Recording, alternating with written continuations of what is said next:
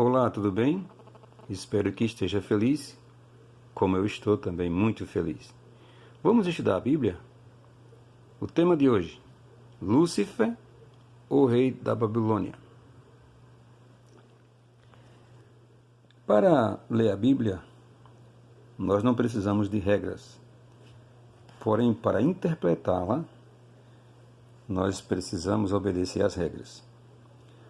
Uma das regras imposta pela hermenêutica diz que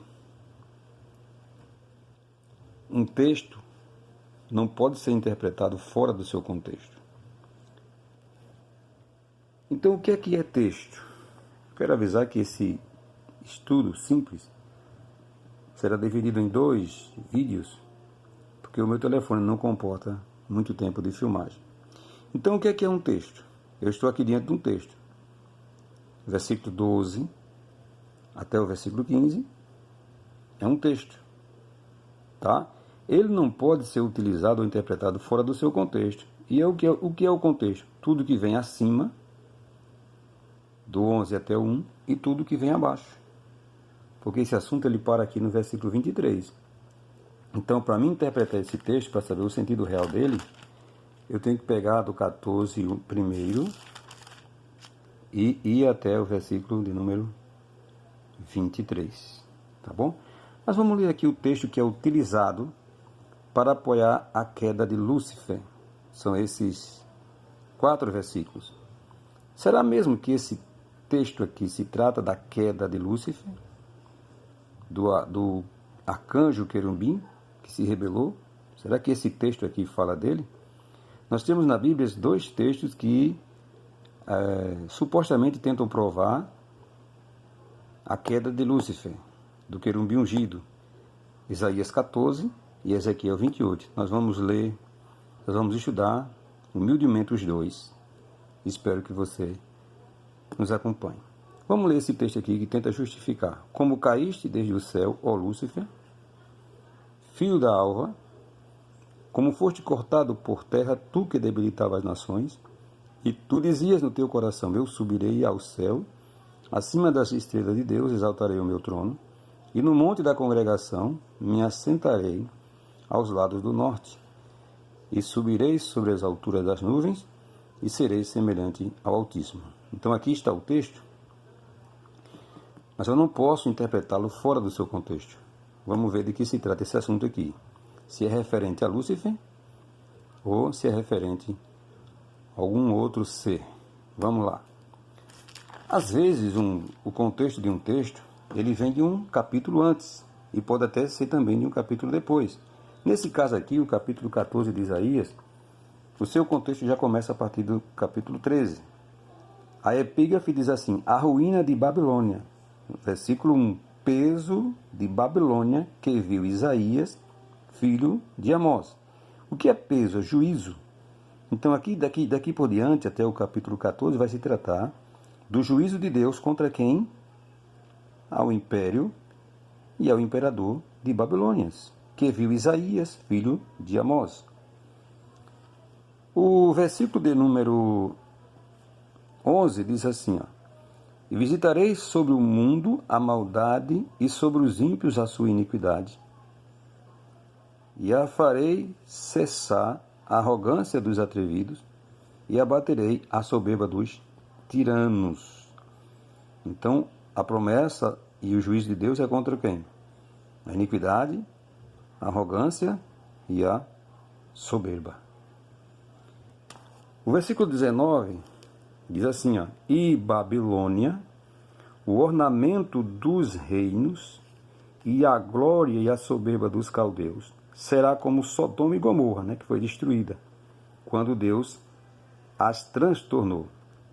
Então, observe que até agora, o peso de Deus está sendo dirigido a uma cidade, a um reino, que é exatamente o reino da Babilônia, ornamento dos reis, porque ela era a mais linda, a mais gloriosa de todas daquela época. Portanto, a glória da cidade provocou a soberba dos seus moradores, dos caldeus. Tá bom? Agora vamos para o versículo propriamente dito, no capítulo 14. E vamos ver de que se trata o contexto. Porque o Senhor se compadecerá de Jacó e ainda escolherá a Israel e os porás na sua própria terra e ajunte a Sião com eles os estrangeiros e se chegarão à casa de Jacó.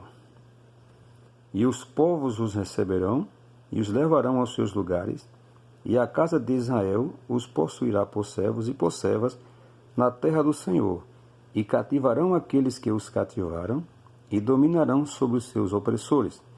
Observe que aqui nós já vemos uma profecia de Isaías, prometendo reverter a situação de Israel. De cativos, eles seriam aqueles agora que iriam cativar e dominar os seus opressores. É uma promessa de Deus que ela se cumpriria mediante o juízo destinado aos opressores de Israel, que era exatamente o rei e o reinado da Babilônia. Versículo 3. E acontecerá que no dia em que o Senhor vier a dar-te descanso do teu sofrimento e do teu pavor e da dura cerviz com que te fizeram servir, então proferirás este provérbio contra o rei de Babilônia. Observe que o juízo é contra uma pessoa, contra um ser humano, o rei de Babilônia.